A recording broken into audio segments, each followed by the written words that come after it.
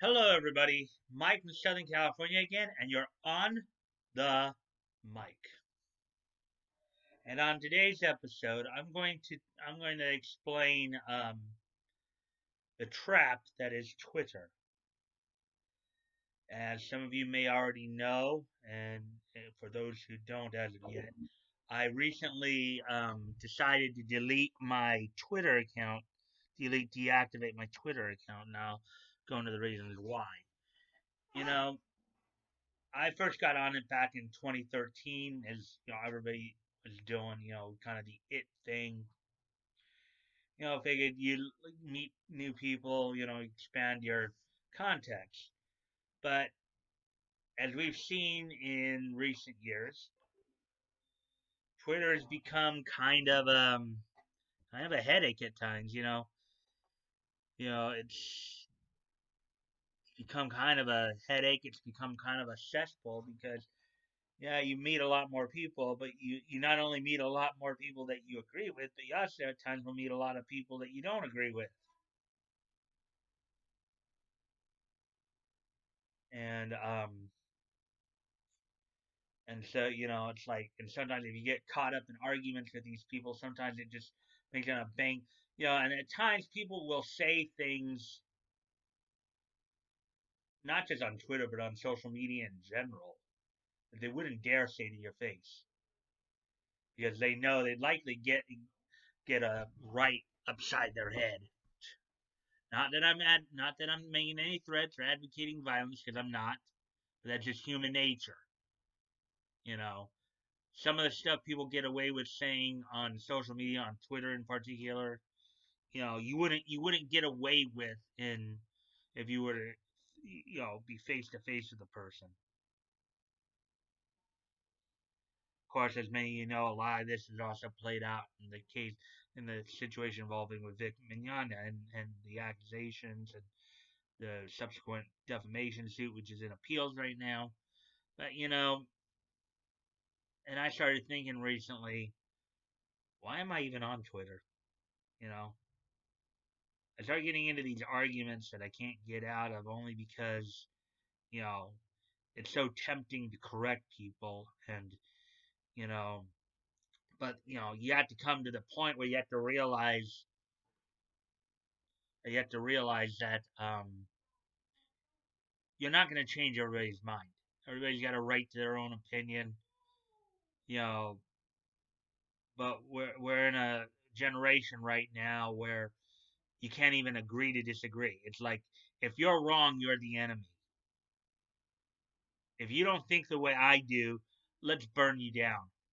You deserve to be 6 feet under. Your career dead. Even you dead. That's the attitude we seem to have on social media.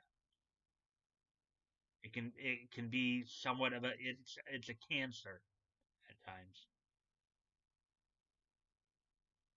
You know, sometimes in preserving your sanity, you have to get off Twitter. Well, after thinking about it, I realized I'm just gonna get off Twitter altogether. I'm not even. It's not just a simple break because I think unless you make a hard break and say, no more Twitter at all, you keep getting dragged back into stupid fights that are not going to get resolved, arguing with people that you don't really you don't really care all that much about it. Yeah, there you may find some people that you do legitimately become friends with and care. And those people you still may want to keep in contact with, but I think the majority of it is, I think for the most part, um, Twitter will ultimately just drive you insane. It's just best to get off of it. So that's my 2 cents on Twitter. Um, Now moving on to some probably some more happier topics, as it were. This day in history. The day is December the 18th, 2019. So, in terms of niche culture, What are some significant things that have happened on this date in 2019?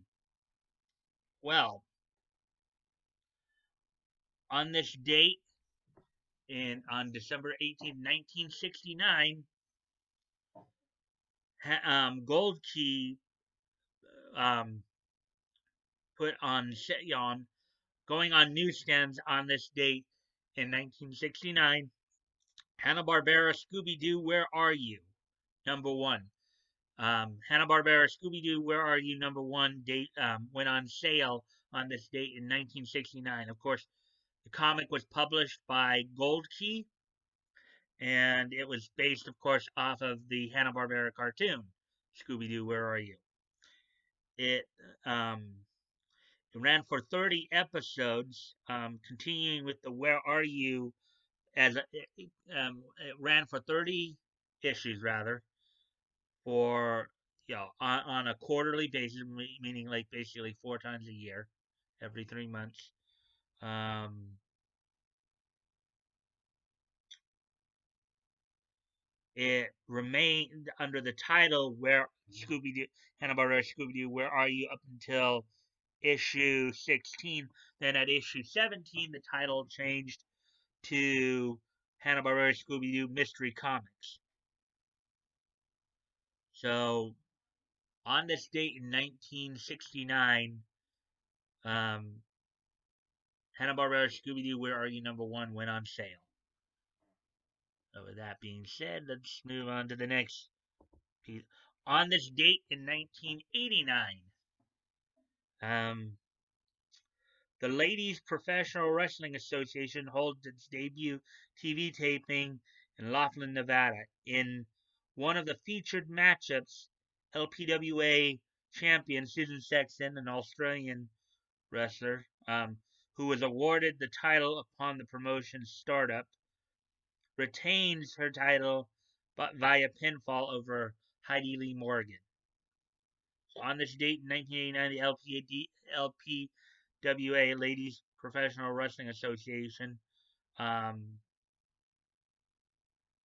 holds its debut TV taping in which Susan Sexton retains her title against Heidi Lee Morgan. Of course, this was a professional wrestling organization that featured, primarily women. You know, women were the feature attraction of this particular promotion. And moving on now. On this date in 1998, Triangle Heart, a Japanese eroge, which is a portmanteau for erotic game. On this date in 1998, the first of its trilogy of games came out. Triangle Heart is probably known more for its spin-off Magical Girl Lyrical Nanaho. But on this date in 1998, the first of the 3 trilogy games was released on this date. So, with all that being said then,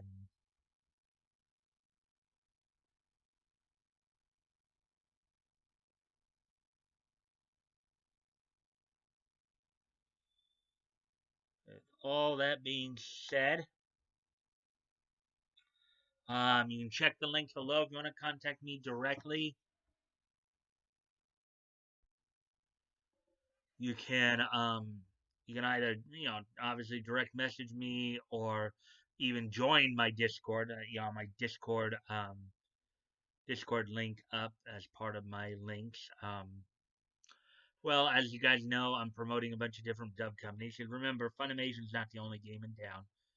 There's ones up in Canada like Ocean Studios and Blue Water. There's Sentai Filmworks in Houston. Media Blasters based out of New York. There's of course a couple out here in LA with Bang Zoom and Viz Media. So there's a lot of stuff out there you guys can check out.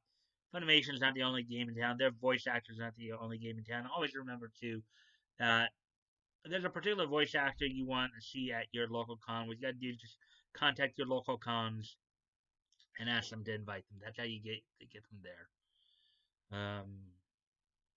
But you, contrary to popular belief, you are not restricted to Funimation. There's other companies out there you can support. You can go check out.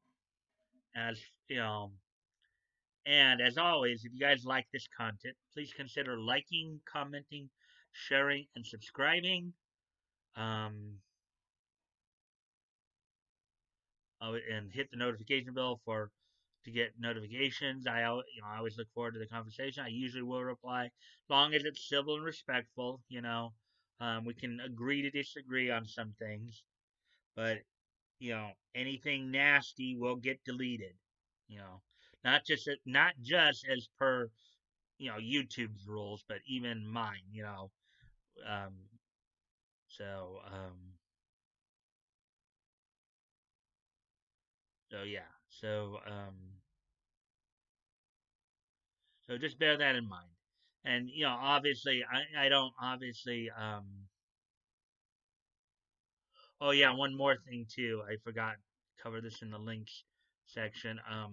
So y'all know as well, I'm still promoting Vic's GoFundMe as well as the Ortiz family GoFundMe. As always, guys, never feel like you have to donate. I'm sure they appreciate it if you do, but nobody wants to see you go bankrupt.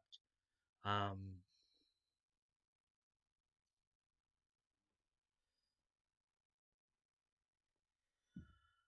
if you have the means to, and it's on your heart to do so, please consider donating. If you've already donated, please consider donating again.